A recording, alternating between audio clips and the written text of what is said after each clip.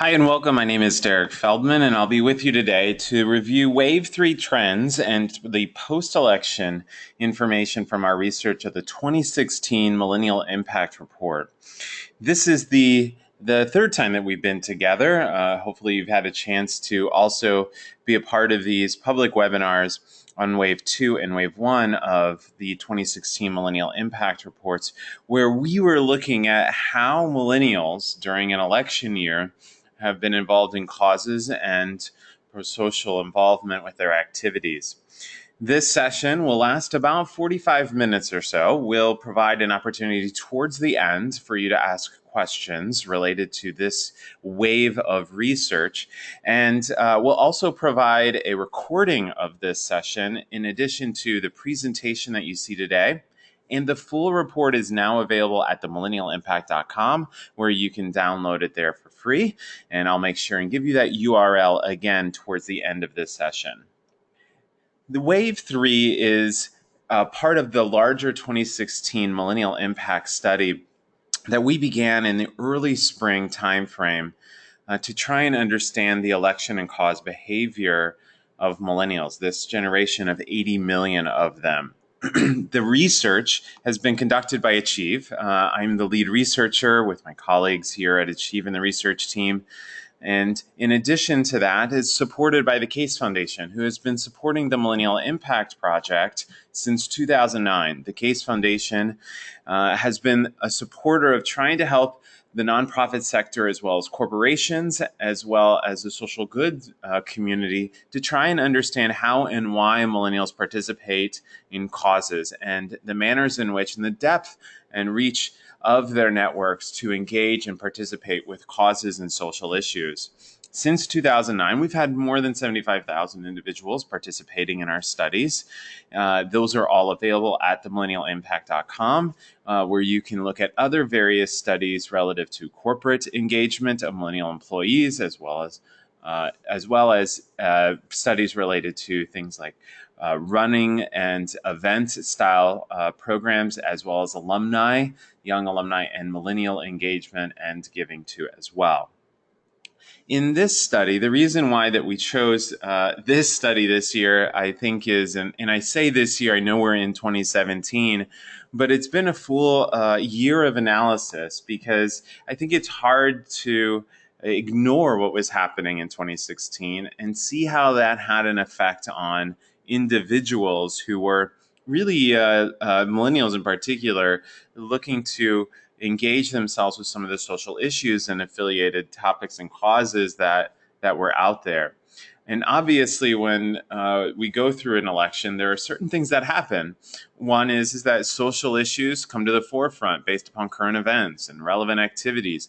And in this case, in the election, some of those social issues and events came to the forefront because the candidates themselves brought them there, or there was a debate or other types of forums in which that certain topics were addressed more than others, which obviously brings your potential research panels and pools into certain areas where they may not have gone in a normal year. And so in this way, we were able to look at it over the course of the year, starting in the early spring, to try and understand whether or not this election, the discourse, the discussion, the candidates themselves were going to change the behavior of millennials throughout the year in their cause behavior and civic involvement.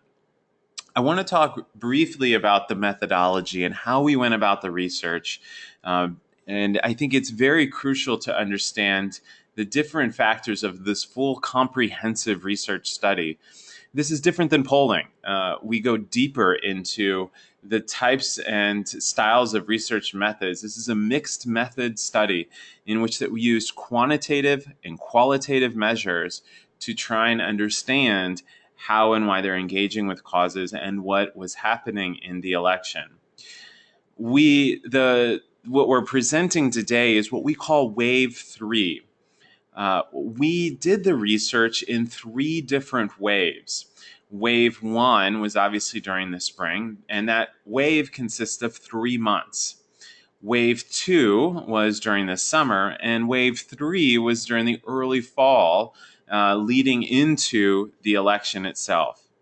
As you can see, we fielded surveys out there with our participant pools to see the individuals that were a part of those pools.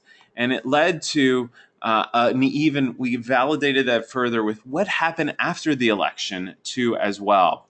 So we conducted a post-election survey as well during from November the 9th through the 14th. So essentially today what I'm reporting to you is the results of millennial cause engagement during the election year from September through November, and then what also happened with the participants in the study post-election. If you had to visually put the full year into scope and perspective, this is what it would look like. As I mentioned earlier, we started the study in March with wave 1. We had about 1,050 participants during the 3-month time span that were a part of the pools and studies. Wave 2 began in the June, July, August timeframe in which we were fielding.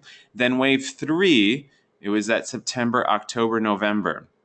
Of course, followed by the post-election survey. And all of those were what obviously is our quantitative methods. A total of 3,100 individuals participating in those over the course of the year. The question you might be asking is obviously, why do it like this? Well, there were a lot of things that changed in the election from the spring all the way until the fall. Not just obviously with candidates, in particular, if you recall, in March, if you go back to our release of our first report, you'll notice that we had information on several candidates that were obviously still in the Republican field that were interested in becoming president. And same even with Bernie Sanders and the Democratic field too as well.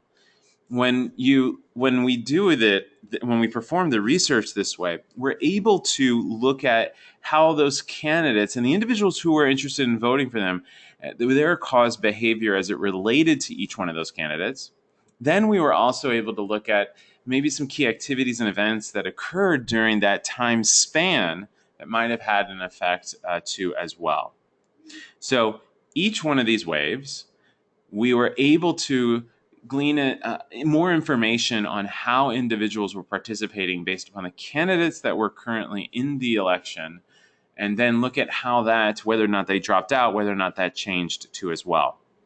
Right now, we're validating even further all of the findings from all of the waves with all of the individuals participating in the study through our qualitative measures.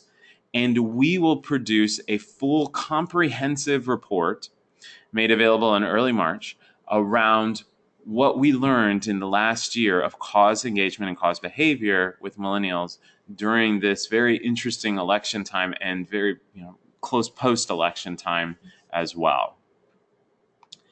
When you look at our sample demographics, you can see there, this is wave 3 sample demographics, not necessarily reflective of the full demographics of everybody that participated.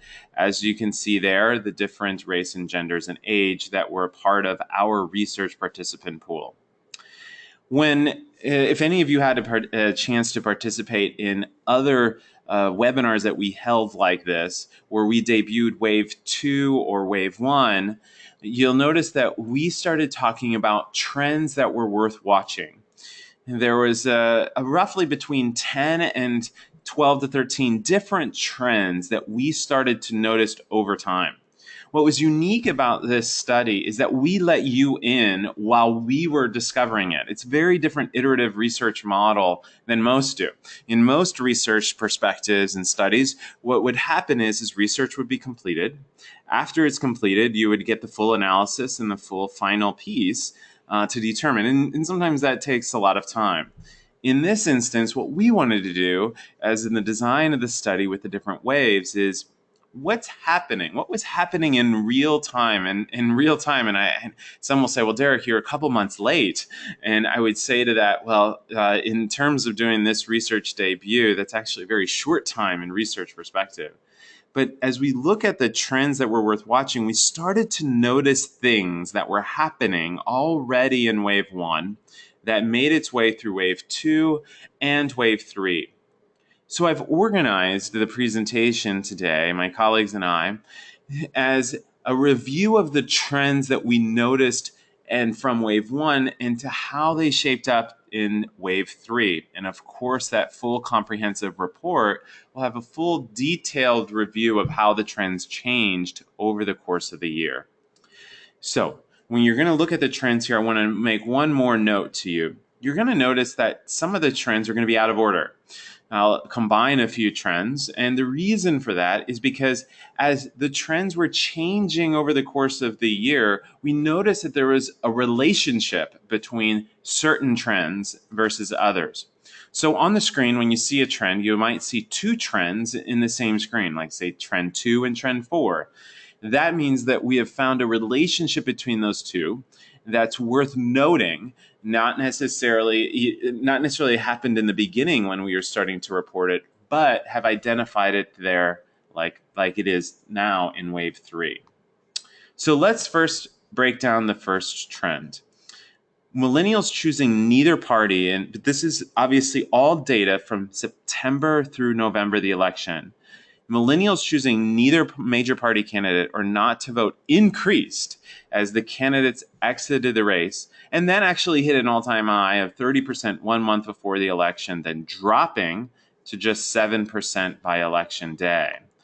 And what's interesting about that is that there was apparent apathy and displeasure towards the candidates, which peaked in October during our wave 3 that we saw. Again, as I said, 30% of those respondents said they wouldn't be voting for any of the major party candidates.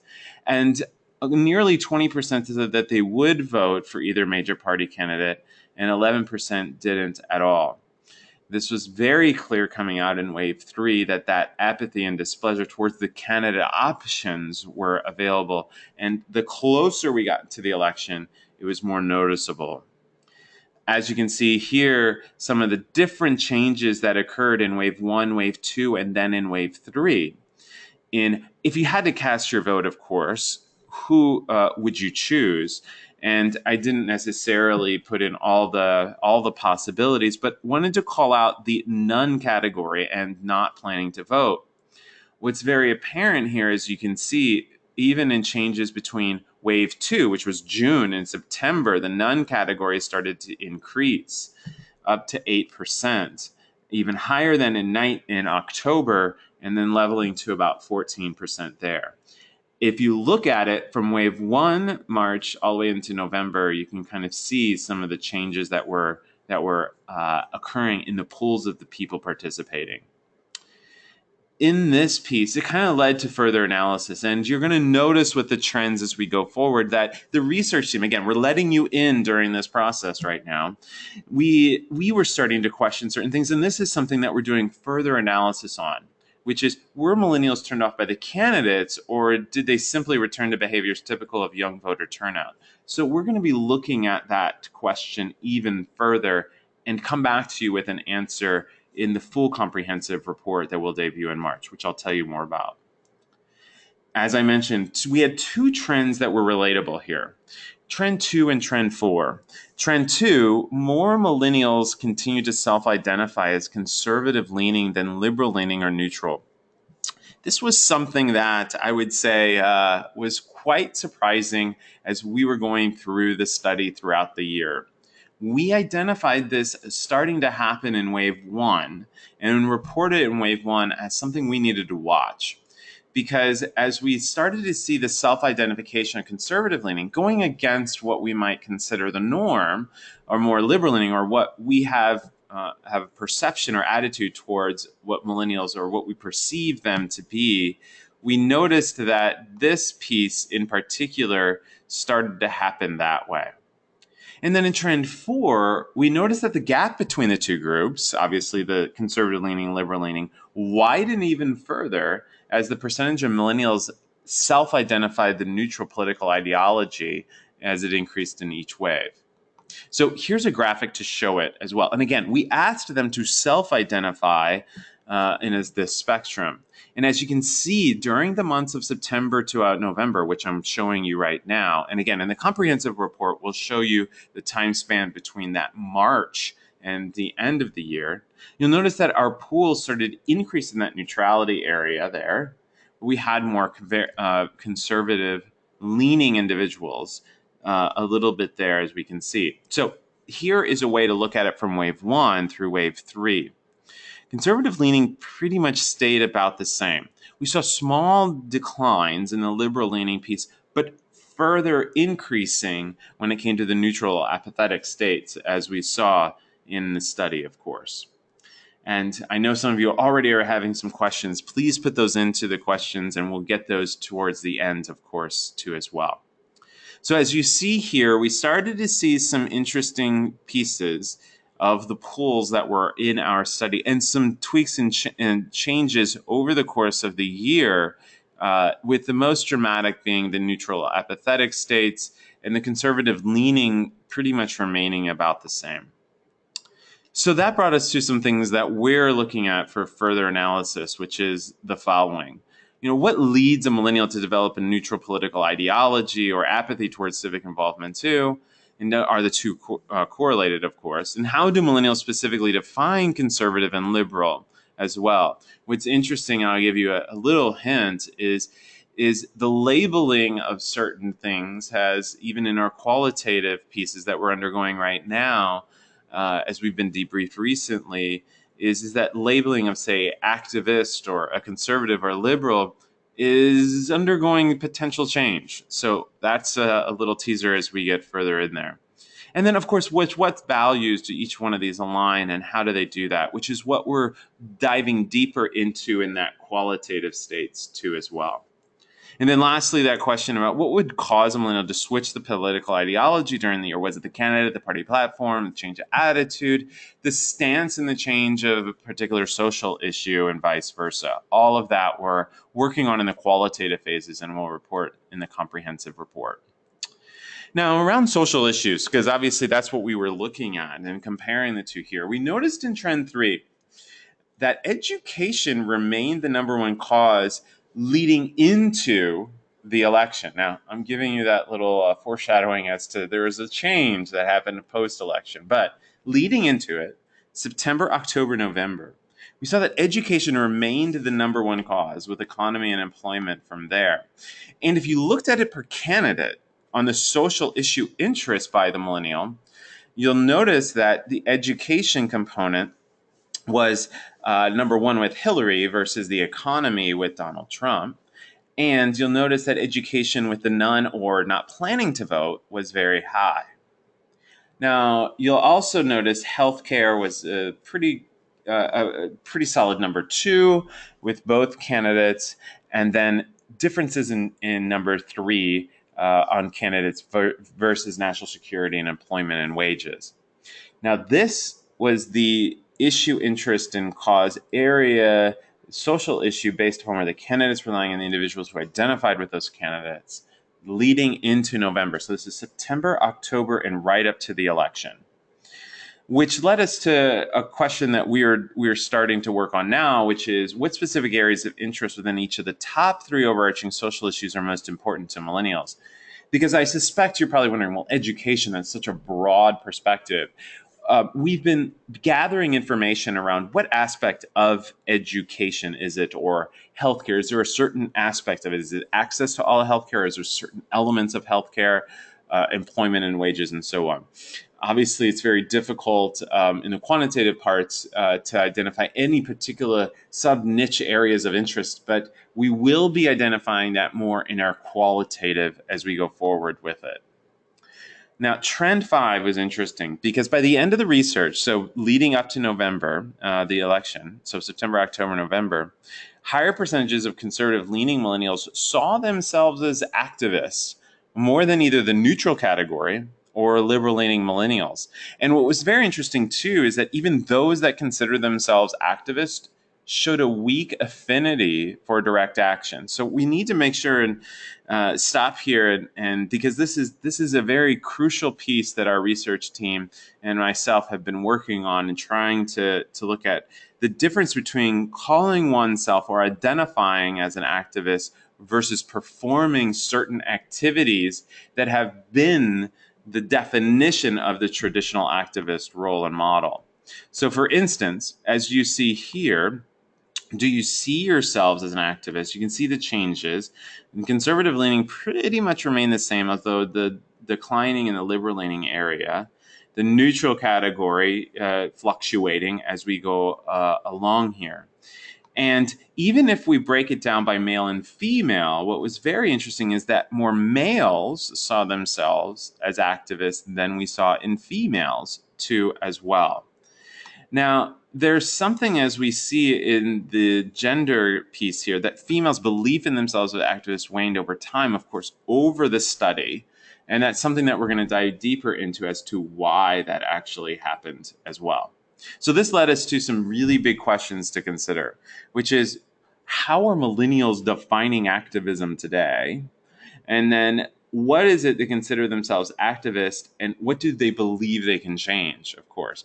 And this is interesting because since the time that we've been doing the Millennial Impact Reports in 2009 and leading up to this point, we have been looking at how the cause involvement piece is identified by the individual, not by what label we put on them. And we are going to be further defining that in our comprehensive report too as well.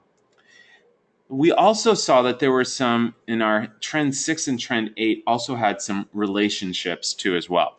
Because throughout the research in trend 6, millennials strongly believe they could help make the US a better place to live, even though by the election, the belief was held by fewer individuals, especially among females. Now, if you look at trend 8 that we started to notice too in the last wave, millennials of both genders were significantly less engaged in activities related to social issues they cared about by election day. So this is key. We saw cause engagement decline, actual participation and involvement in how we would define cause involvement leading into the election. And when you look at whether or not the person believes that they can make change, you'll notice some slight variations in moderate impact. And this is key because if you look at they don't believe they can have any impact at all, or a small impact or a moderate impact, we're looking in the 60s percentiles here versus those that believe they can have a big impact and as well. So we saw some smaller changes here over time that we are very interested in looking in the qualitative. And really nearly a third of male millennials believe they could have an impact as compared to a fourth of females as well. And you can see that here that's further illustrated in the graphic that's on the screen right now in the changes in waves over time. Now, the question around having a positive effect and change in the world did see some decline with our pools over the course of the waves, right? Wave 1 being in the spring, wave 2 being in the summer, and wave 3 being in the fall. Now, this is how I would sum this all up. That's kind of interesting when you look at the cause involvement. We saw decreasing activist behaviors, cause involvement. And we think that that is basically an expression of the trends we presented this far. One being, which I'm going to talk about in trend 7, is a lack of trust in government. 2 being the decreased belief in the ability to affect change, which is trend 6 I just discussed. 3 being the decreased self-identification as an activist among liberal-leaning millennials. And 4, a weak affinity for direct action in support of or opposition to a cause. So this is a very key piece that we're spending a lot of time on now in our qualitative phases, and we'll further report on. But participation in identifying oneself as an activist or a participant in causes versus actual action, we're seeing some of these things factor into that behavior that we're going to further validate as we get through the remainder.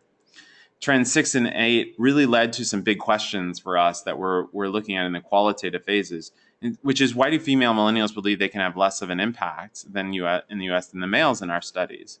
And what ways might millennials be creating change overall? How do they perceive change, right? This is not necessarily that we identify change for them, but rather how do they see it? And how do we measure and define making the US a better place? This is a tough, consistent question that we have actually taken from other research pieces too. And we believe that this needs to be altered potentially as well. And is there a category of demonstration millennials participate in most often that's not even typical of our traditional activism models that we have historically said. So if we have measured activism historically by a certain definition, has the definition changed? And is that new category representative of this generation and future generations too as well? So even the definition of demonstration or protest, is that different? Do we see that changing from maybe a more virtual, versus an activism in person, which we've identified in other reports that we've done? And we also see this being part of a major component in our comprehensive report that we'll debut in the spring. So this led to obviously trend 7, which I talked briefly about, which is the majority of millennials don't trust their government to do the right thing, that were a part of our panels, or are part of our pool. As you can see here in wave 3 in particular, and remember, we asked this question throughout the year as well, not just in the September, October, November timeframe.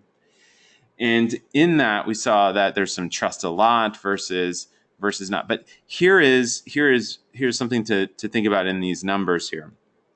Trusting them only a little, not at all, don't know, or prefer not to answer. That category gets us up to 60% of them. And just a little bit or a lot is a smaller category. And we saw that trust factor change and increase. And we see that as a major component too in the millennial participation in cause and government as well. But throughout our research, conservative leaning had more trust in government than did liberal leaning millennials, and more males than females. We did see that happen over the course of the research timeframe, which led us to some big questions, which is, why are younger millennials less likely to trust the government, and what might strengthen the trust? And generally, liberal-leaning individuals are thought to look to government to address social issues, conservative to think government overreaches. How then do conservative-leaning explain higher levels of trust in government? And that's something that we are going to break down in the qualitative phase. Trend 9, not to be surprised, but Facebook remained the popular social platform for them to discuss and talk about and get their news related to some of the social issues they cared about. And the majority had been active actually in Facebook as the way in which they gathered that information in the last week, each time that we did it. Even if you look at all the other platforms, Facebook was way farther in advance than any of the others. Yes, there was, some of the platforms like Twitter and Instagram and YouTube fared in the 50s percentages there, but by far Facebook continued to be the number one source or number one platform being used. And obviously, if you look at Facebook, Twitter, and Instagram, they were the top 3 of each wave, except for those identifying as liberal leaning and neutral, who used YouTube more than Instagram in the final wave. So we saw the liberal-leaning individuals in our study using YouTube a little bit more than Instagram in the final wave overall leading up to the election. So that led us to why conservatives were more active in social media than liberal-leaning millennials, and something that we're looking further into in the study. So throughout the study, support for Hillary Clinton and Donald Trump among millennial respondents increased as other candidates exited the race, naturally, with Clinton showing the biggest gains. And millennial support of Hillary Clinton rose steadily throughout each month of the study, peaking in November when 59% of our pool actually said they would vote for her. We'll give you some data here on what happened post-election with our individuals too, where millennials supported Donald Trump rose each month during wave 1, remained flat in the summer time frame, and then increased to an apex of about 23% in September before dropping some few points right before the election. So when you think about this, what we were seeing is increases, obviously, in identification with Hillary Clinton and supporting her versus Donald Trump. And however, what we saw closer to the election, and obviously we know what happens, there were some post-election changes that had happened that we looked at. So what considerations are important when selecting the political candidate in advance is something that we're looking at from the qualitative aspect. Trend 11, the number of respondents planning to vote for the president peaked in April, dropping to its lowest point in August, and then rebounded almost as midway as in November. So essentially look at it like this. It was really high in the spring, saying that those were going to vote. It dipped all in that summer time frame and then got all the way back up almost midway to the November timeframe. So there was some valleys, up and downs between the interest of actual voting. As you can see here, do you planning on voting? You can see the various changes that occurred, 10% changes from the yes category from March all the way down into the summer timeframe, here August, and then rebounded too. Political ideology and whether or not they were going to vote, pretty constant, as we could see there between the conservative and liberal leaning.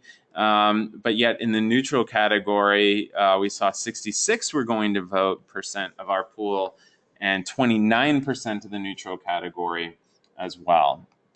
So male millennials were registered and planning to vote at higher levels than females in our study.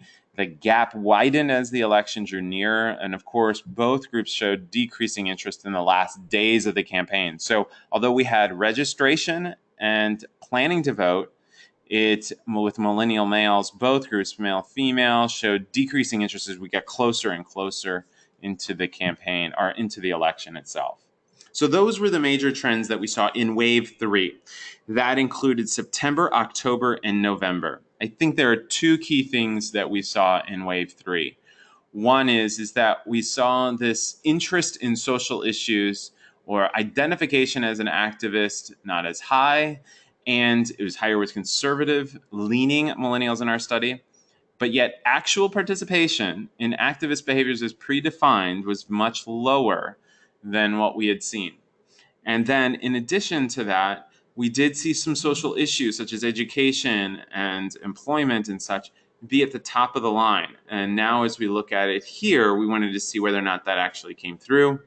And we saw ups and downs and valleys throughout the year when it came to interest in actual voting, interest not just in voting, but interest in candidates and interested in certain social issues too. So let's look at the post-election piece. When we look overall at, we had the sample of individuals that were part of the post-election survey. This is the November 9th through the 14th overall. There's some demographics, and of course we'll get this presentation to you.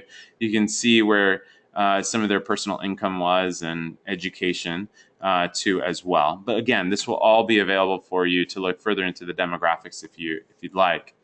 So we asked, first question, who did you select for president? Of the pool that was a part of ours, Hillary Clinton at 50% of millennials, Donald Trump was at 40%, Gary Johnson at 3%, and the none category was 0. I didn't turn out to vote was 2% of the total. So differences in advance than what we saw. Three of the 350, I want to make sure that as we go through this, the post-analysis conclusions will require more research, of course, and that's what we're doing in the qualitative findings as well.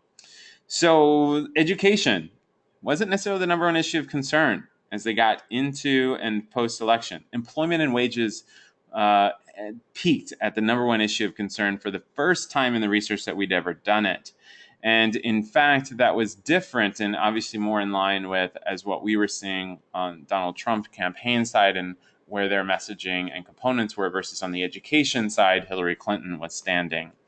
In ways 1 and 3, we had, as I mentioned, consistently ranking education, economy, and healthcare as the top 3 issues, and all the way leading into the research period of the election, and then changing between employment and wages at the last there in November. As you can see in ranking order at the election, post-election piece, 32 edging out the economy and healthcare and education moved all the way down into the 4th category. Those first 2 top categories were very big staples in the Donald Trump campaign message as well as his platform overall. Healthcare, education were also part of there, but not as strong as the other ones. Post-election finding number 2, millennials were almost evenly split between identifying themselves as liberal-leaning and conservative-leaning, outside of those, of course, identifying as neutral. So we saw it shift back a little bit more, evenly split overall. And what we also discovered is that about 80% of those voted, said that they voted during the 2016 presidential election that we found.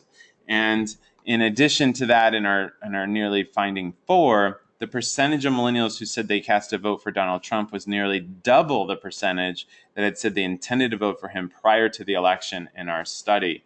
So that last several weeks definitely changed dramatically with our research pool, nearly doubled with those that have participated.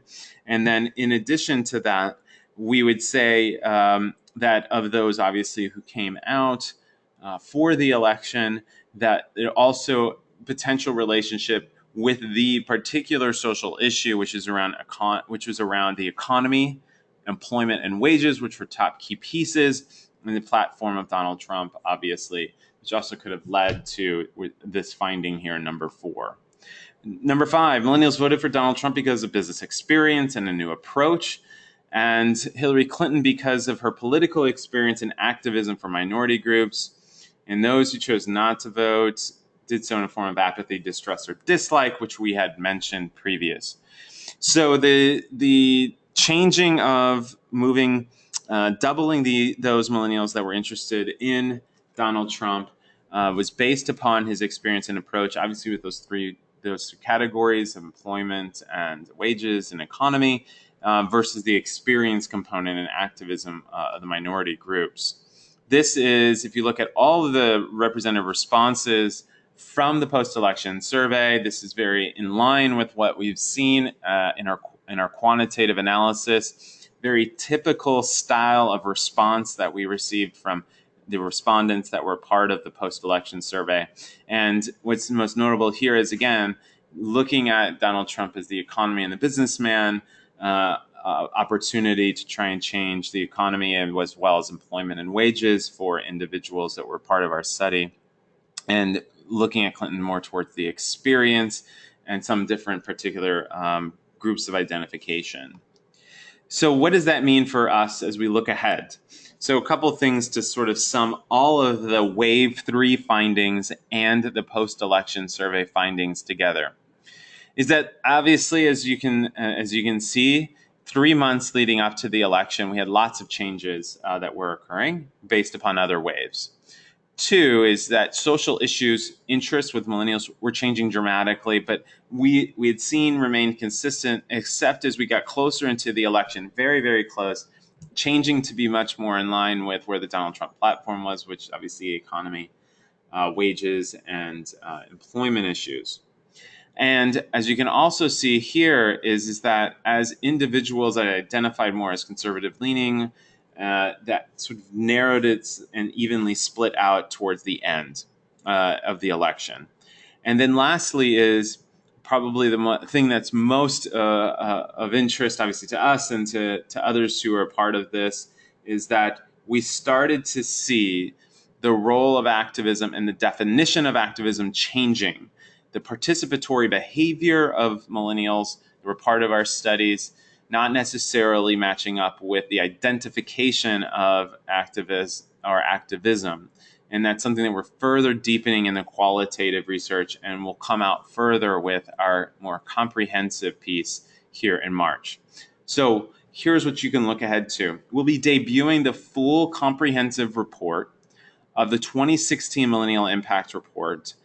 Besides these different waves, a full analysis the second week of March.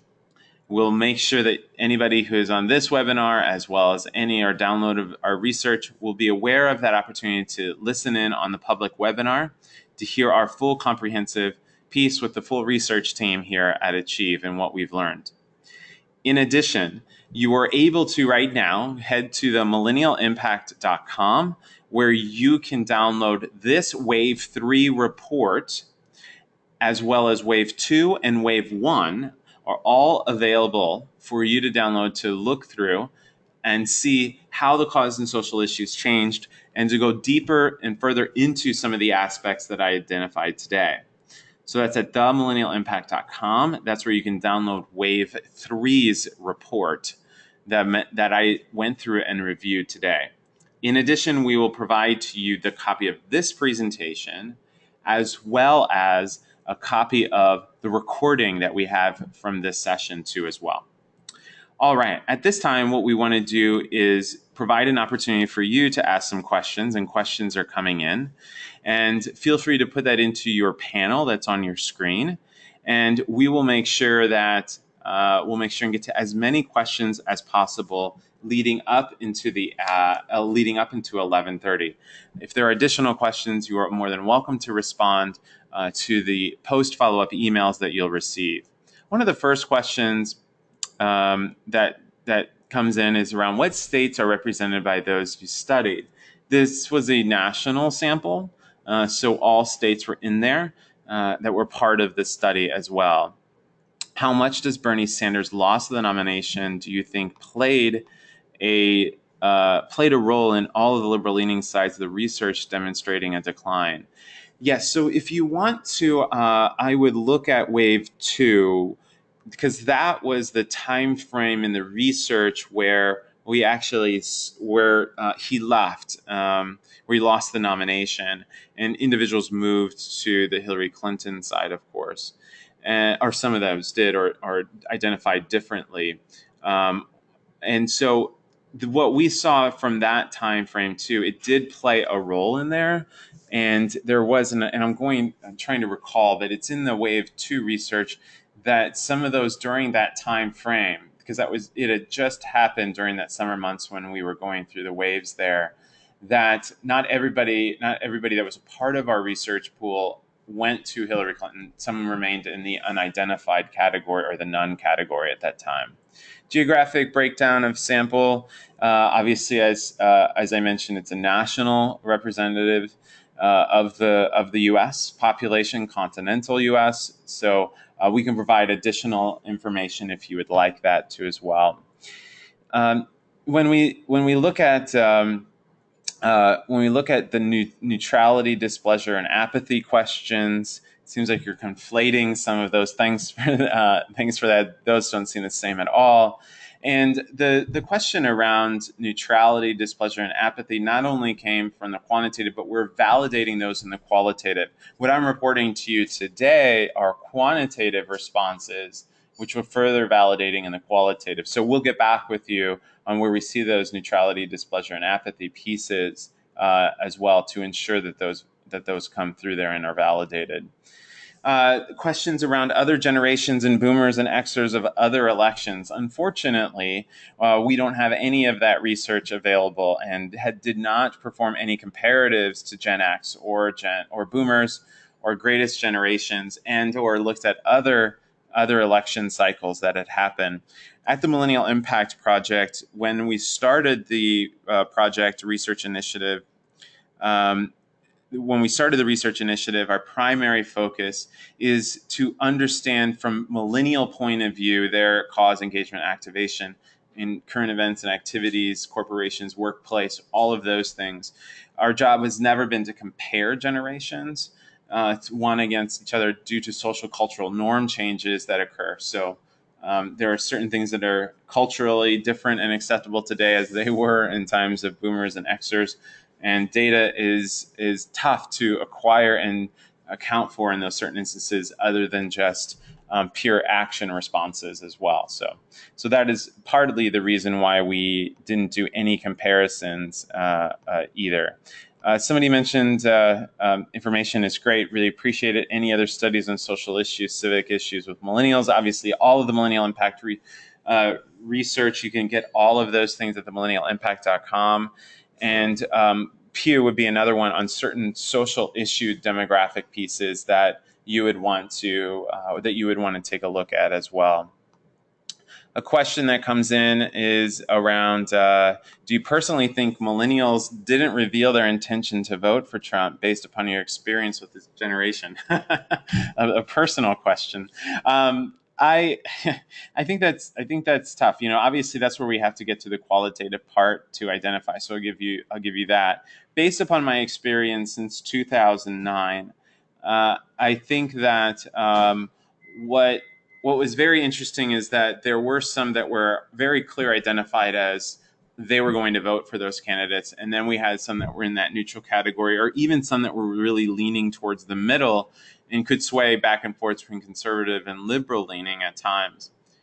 I think that based upon the social issue discussion and discourse that was happening and the changes over the course of the 6 to 9 months, I think it was hard for the panels, and in particular some of the millennials, based upon my experience and all the other qualitative studies that we've done, is to say that this is the exact thing I'm going to do right now in 3 months per se, which is why we consistently asked the question to see what was happening. Changes in discussion and discourse, or even plans on social issues, continue to happen over the course of time. And because of that, what we look at is to try and understand whether or not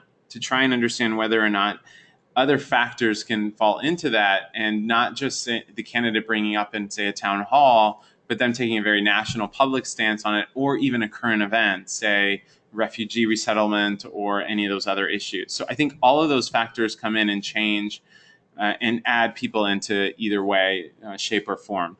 I don't think there's just one candidate in particular that did it. I think it potentially candidate in addition to current events and activities that were there. One of the things that came in a question here is, was there one issue or another that you found millennials answered as a clear motivator for voting? That's something, it's a good question that comes in from Rob. That's something that we are going to look across the years and try. Remember, we had these questions too as well. And a lot of the questions that are in here are questions that we have too. And so one of the things that we want to look at is look at whether or not those issues changed. And I mentioned even the change of education to employment and wages of our pools over time. Out of the 3,000 individuals that were 3,100 individuals that were participating in the studies over the course of the year, we saw that there was so much change and fluctuation at times that it's hard to say that this was just a one issue that answered as a clear motivator for voting. I will say, though, is that in some of the qualitative that we're getting back right now, it wasn't necessarily candidate themselves. It was more in line with the social issue stance, potentially, or what it would mean for them. And things like employment and wages were speaking very highly to certain aspects. And in addition to that, the trust and distrust in government factors that we started to see is something, again, we need to look at in the qualitative piece, but that obviously was very high as well. So we have some more questions coming in. When you say, based on your previous research, that the decline in active behavior from expressed concern was surprising, why? It was interesting because since we've been doing this research initiative since 2009, and all of these individuals, whether they're going out for a run, race, walk to show support for certain social issues or anything else, the behavior side of things was definitely followed in line with what the individual had expressed. So, for instance, if they said, these are the issues I care about, we can see that it being identified in the panels and what their actual participatory behavior is. So volunteerism, giving, roles of activism, promotions, and so on. And what's interesting to see is that although the individual this year would say, I identify with a social issue, they weren't going out. We didn't see that behavior of volunteering with causes or social issues that were in that sort of space. And so one of the things that we're questioning is whether or not they view the candidate as now being able to address that for them, rather than necessarily the cause or social issue side, the institutional side, the nonprofit sector. We hope it's a combination of many, right? It takes many to do that.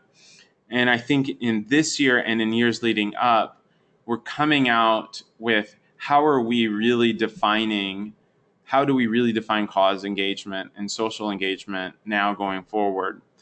Was it necessarily the election that changed that? And we started to see things before the election in other studies that didn't necessarily mean that the person may perceive themselves as actively engaged with causes, but on the cause side or the historical definition of things, they would be categorized as not at all. So I'll give you even a for instance. Even in research that we do now, the researchers, myself and others in other fields, are beginning to change questions. We used to say, did you volunteer or did you give to a nonprofit organization? That is a classification of a particular tax status. But when we look in panels or we look at their behavior, philanthropic behavior, civic engagement behavior doesn't necessarily mean that they're giving to institutions, but they're supporting issues, and that could be supporting an individual, or it could be supporting a crowdfunding campaign. It could be supporting many different things. We have to begin to shape differently how we even ask the question of activism and engagement. Did you do a demonstration, and did a nonprofit organization get you there? Well, that question already is loaded as if the institution was the only one that could have persuaded them to participate in that. So it's something that we're paying very clear attention to, because in 2009, opportunities to engage in social good, cause behavior, versus where we are now in 2017 is changed. It's much more broader. And so we need to break that down further in the qualitative aspects too. One of the things is, do you do any comparisons between older millennials born in 1980s in their mid-30s and younger millennials on trust? Yeah, you want to look at, we do have some age verification, because we have younger millennials and older millennials. And in particular, obviously, life cycle changes, whether or not they're financially independent, financially have dependents themselves as well, are those things that you'll want to look at. And that's presented in the full comprehensive report too, that will be upcoming. And there are variances and differences in those. And the next question is when will it actually be released? It will be released the second week of March, and the release will happen again, just similar to this, and that will be the full year analysis of it overall. And that analysis will include the qualitative portions for the validation, the mixed methods element that we're doing. So it will include wave 1, 2, and 3 surveys, post-election surveys, and then qualitative 2 as well. And then we'll offer where the trend stood and whether or not they were trends in the end. As well. So those will be things that you can look at. We'll also produce some graphics and infographics for you to try and understand various aspects of the participant pool that was a part of this too.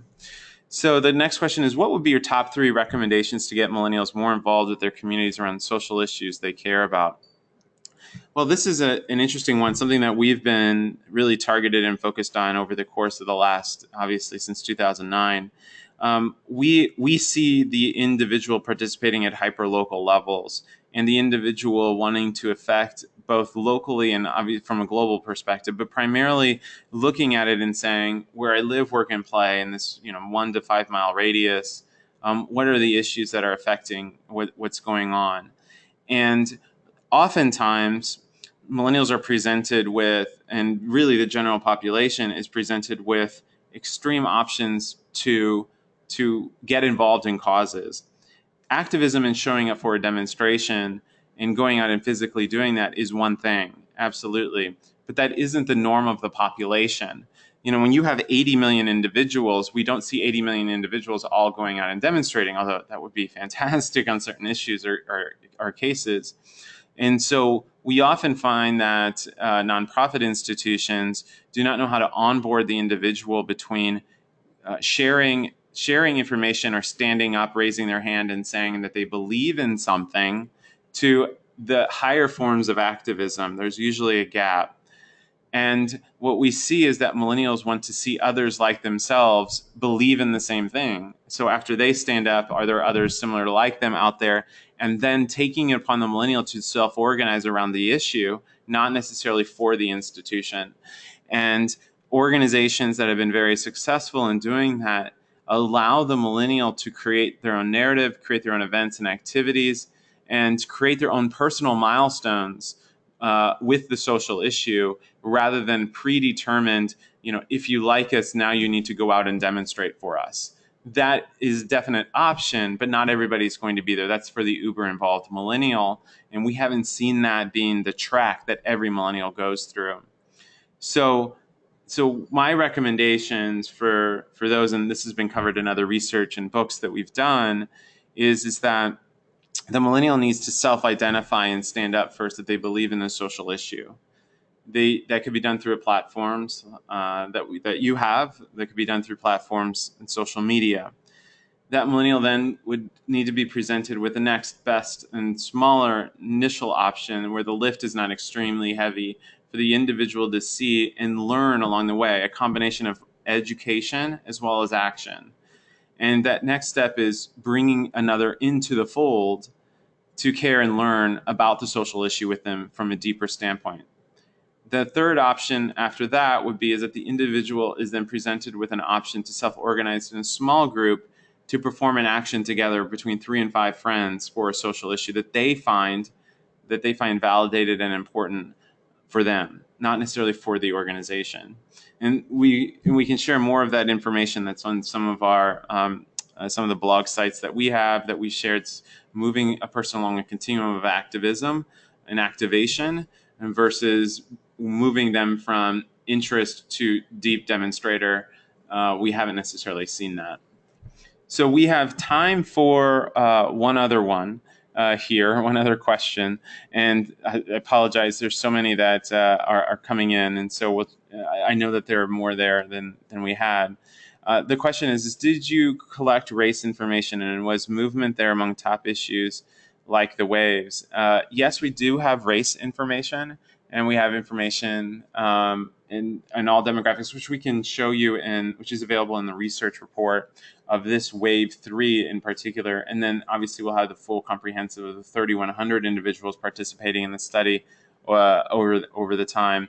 Movement in particular, not necessarily as much as we saw in terms of gender that were identified in this wave 3. Gender differences were far more greater than what we saw in the race differences. That was just with our pool.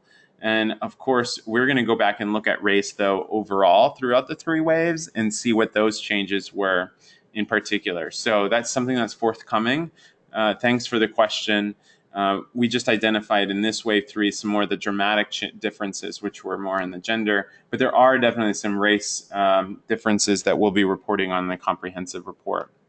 Again, thank you for your time today. We really appreciate it. Obviously, lots more questions that we hope to be getting some answers to. And the questions that you have here are questions that our research team and ourselves will be reviewing as we finalize our qualitative study pieces of phase 2, and then look into our further post full research study analysis as well. Look forward to having you on in March, second week of March, to hear the full analysis from the 3,100 individuals that participated in the studies over the course of the last year. And hopefully we can get to more of those answers or more of those questions that you have, and providing some of the answers based upon that full analysis. I thank you for your time today, and please let us know if you have any questions related to the research by responding to the email that you receive post the webinar. Take care.